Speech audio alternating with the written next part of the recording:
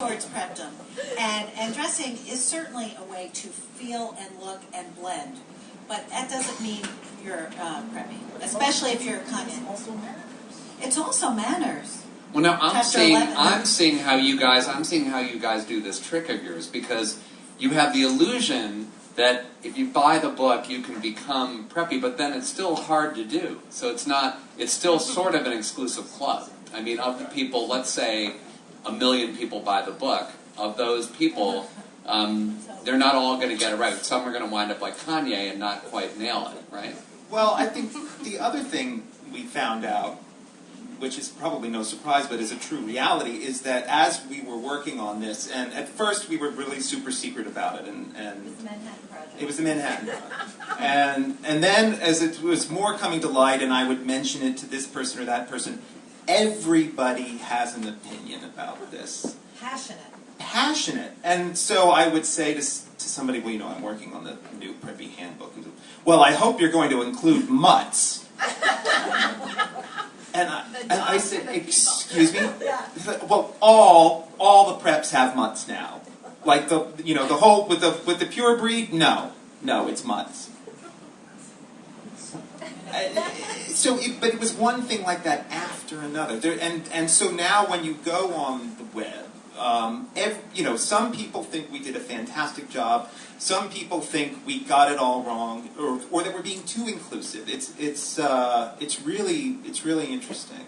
It's really interesting. Those people are player haters, though. You got to ignore them.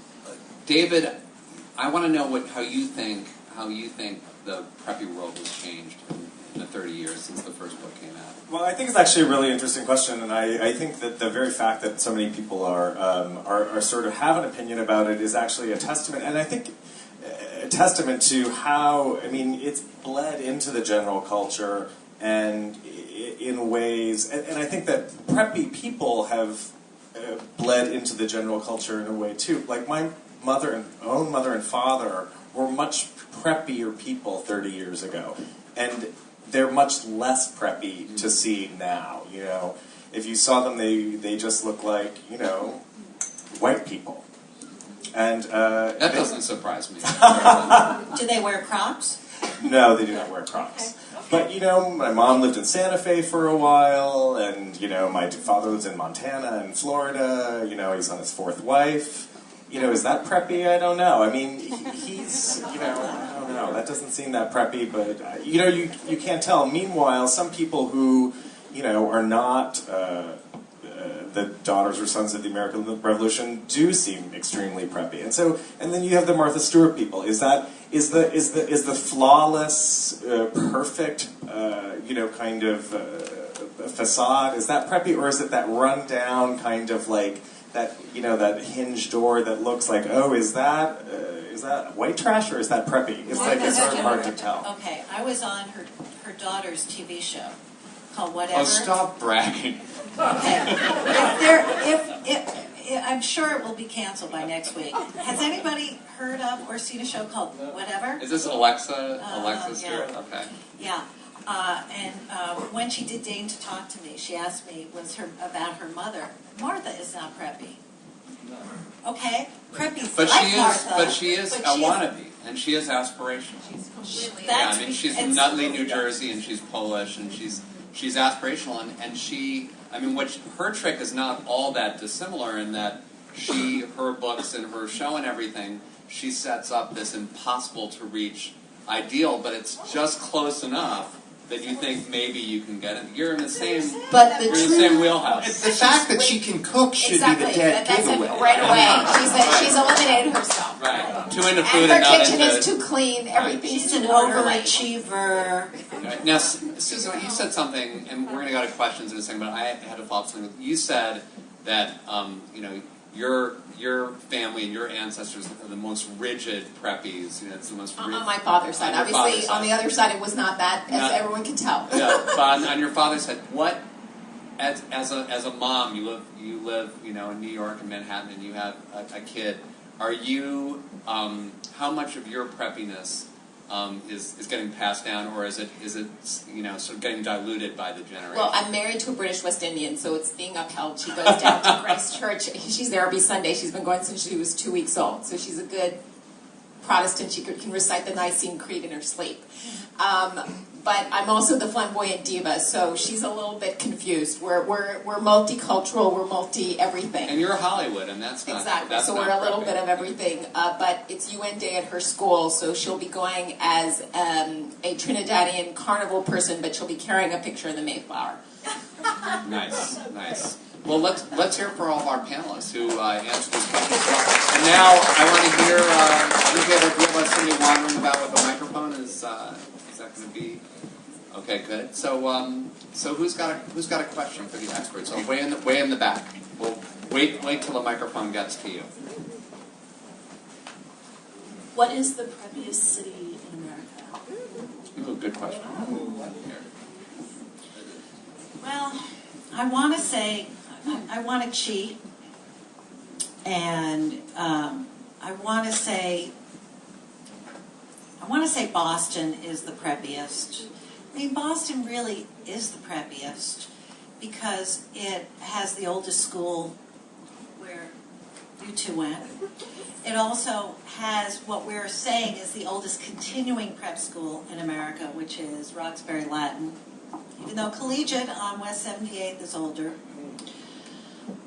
But the South is so into its own preppiness. In Boston, Charleston, where I was last week, or possibly 2 weeks ago, or possibly 3 weeks ago, I don't remember. Charleston is so incredibly preppy.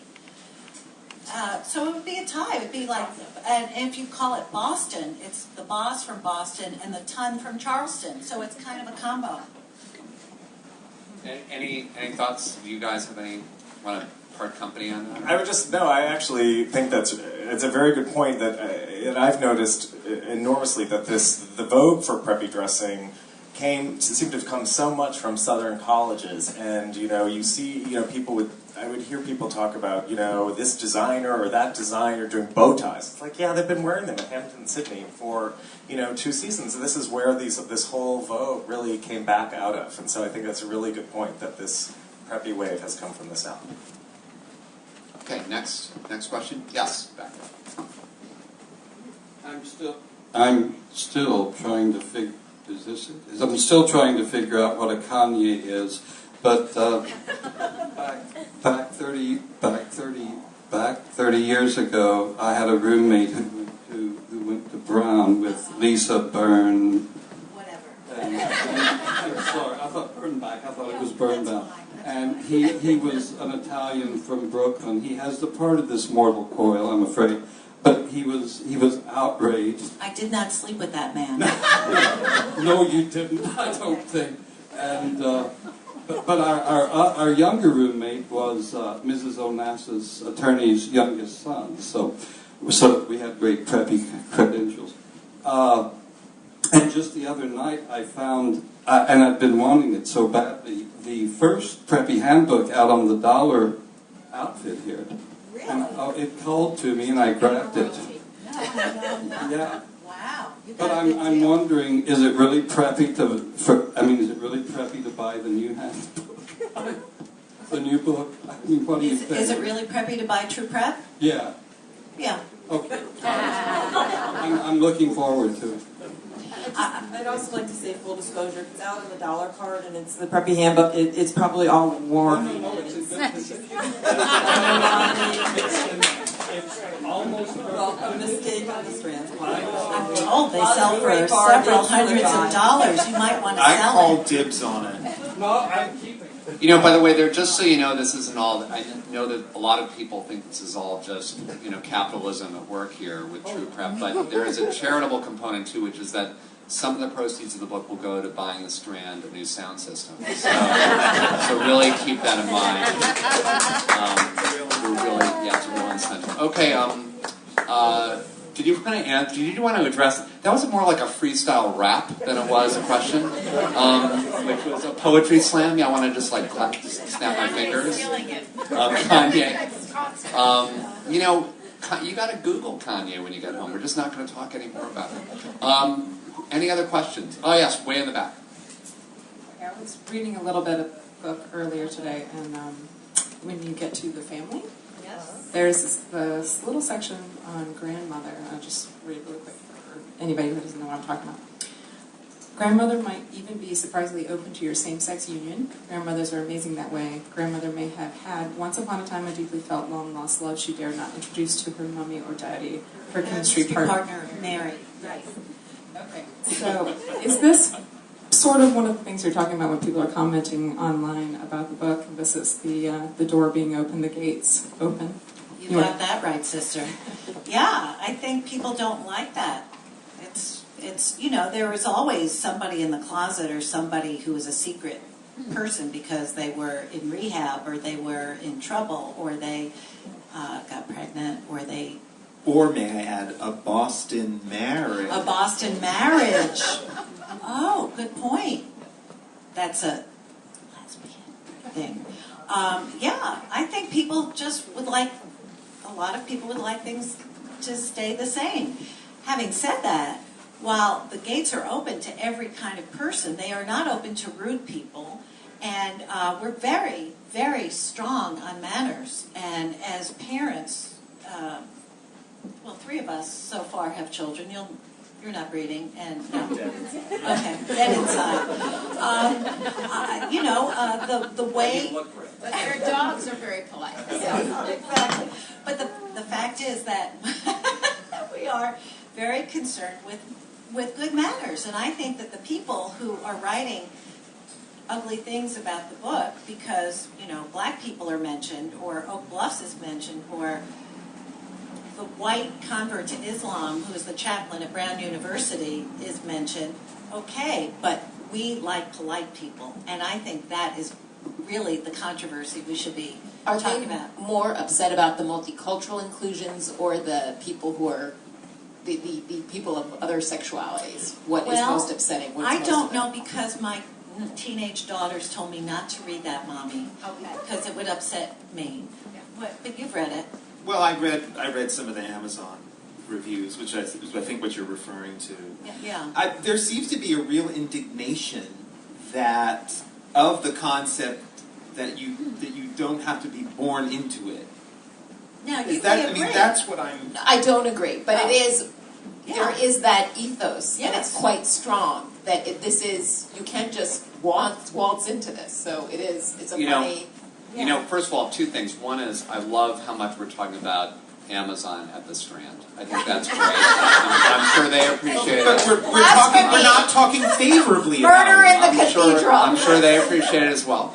But I want to just, because you guys, and I know as authors, we're all kind of sensitive when people, smack talk about our books, but, I went on your Amazon page, and there was actually something really nice. You probably didn't even notice it, which is, why they had that thing where they say people who bought this book also bought, people who bought True Prep also bought Nelson Mandela's book. It's true.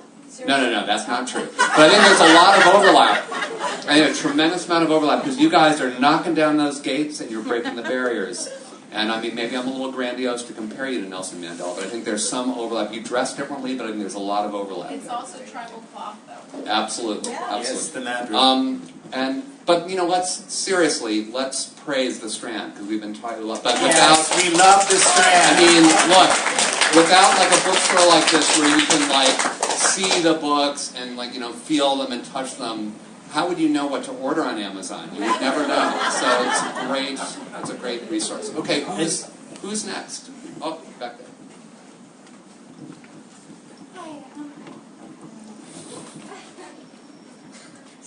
Hi, I was just wondering if you've read Prep by Curtis Sittenfeld and what your reaction to that book was. It was sort of a big thing for...